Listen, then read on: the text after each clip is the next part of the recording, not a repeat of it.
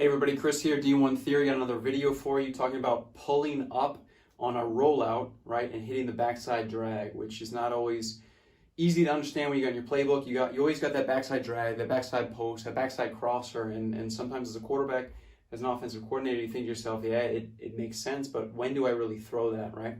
So either it's going to be a designated throw that you say that you say to your quarterback, or that you think I want to attack this, or I know that from the way that the defense is playing that we're going to be able to hit them on the backside. But what I'm going to talk about today is getting pulled up, not being able to get the edge, right?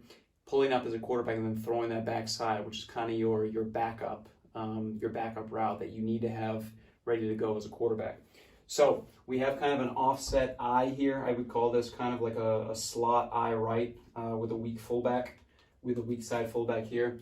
Basic play, we'll say we're kind of faking like an ISO to the right, to the left, right? You as a quarterback, you're taking a rollout to the right side.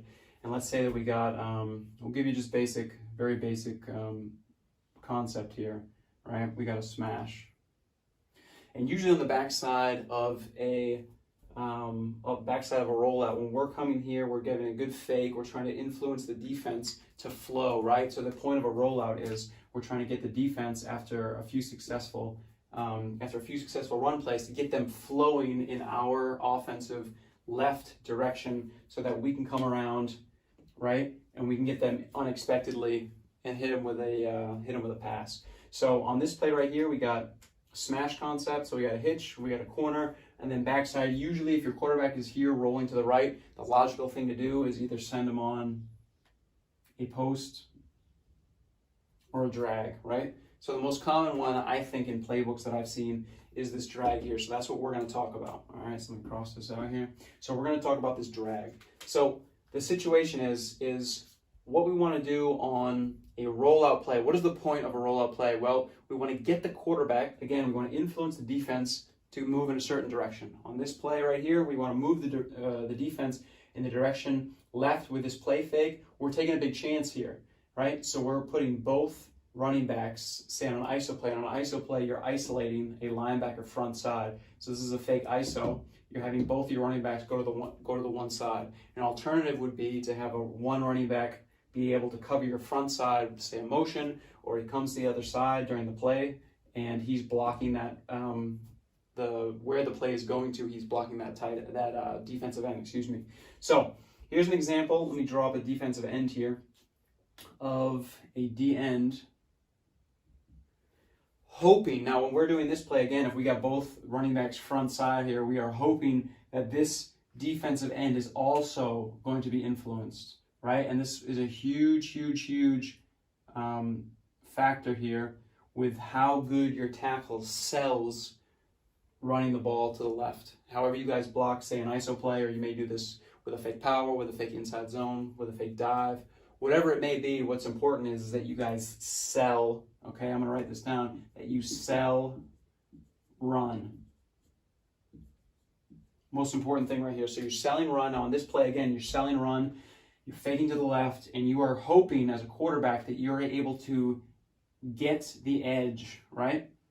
Right? You're going to get, I'm going to write this down, get to the edge. Now when you're able to get to the edge, that means we're calling this the edge, right? So if you're able to get over this point, you're able to get here, you're able to get downhill, and then you have a couple options here to work. Smash concept corners, I've spoken about in my in another video, so check that out.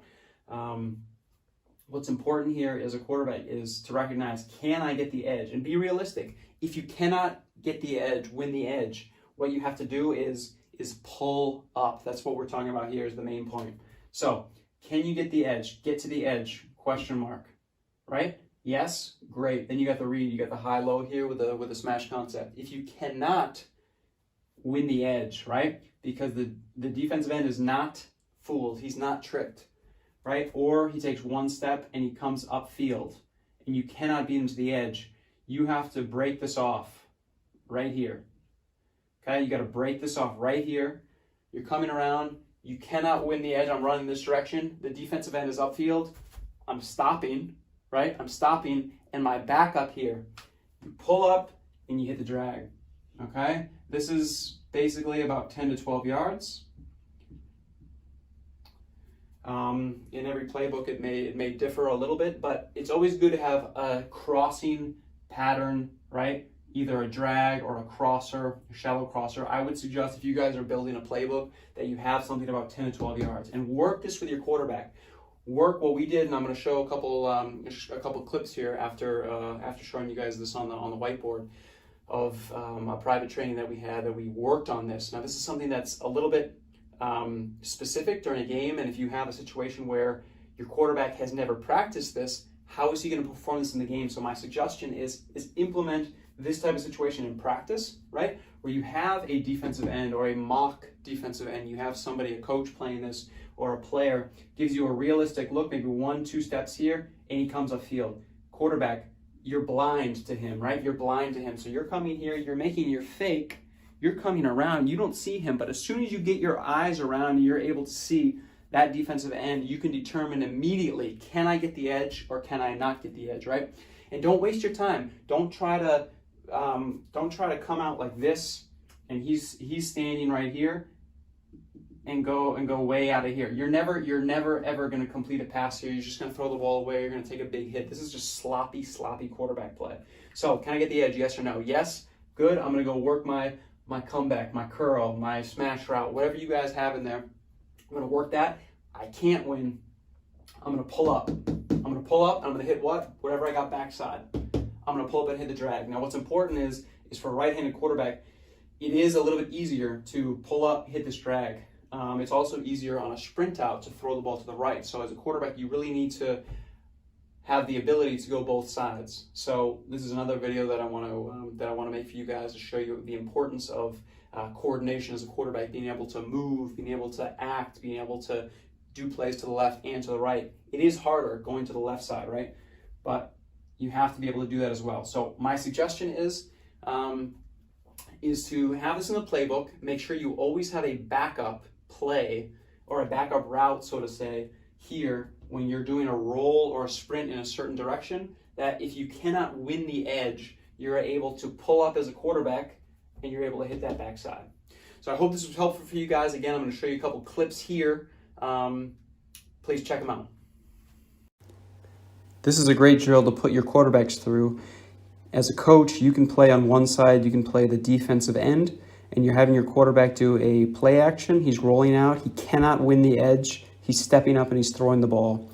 Usually a drag route will be about 10 to 12 yards coming across the field, but the important thing is to have quick hips and that the quarterback gets around quickly, moving to the right or to the left, and deliver a ball right on target.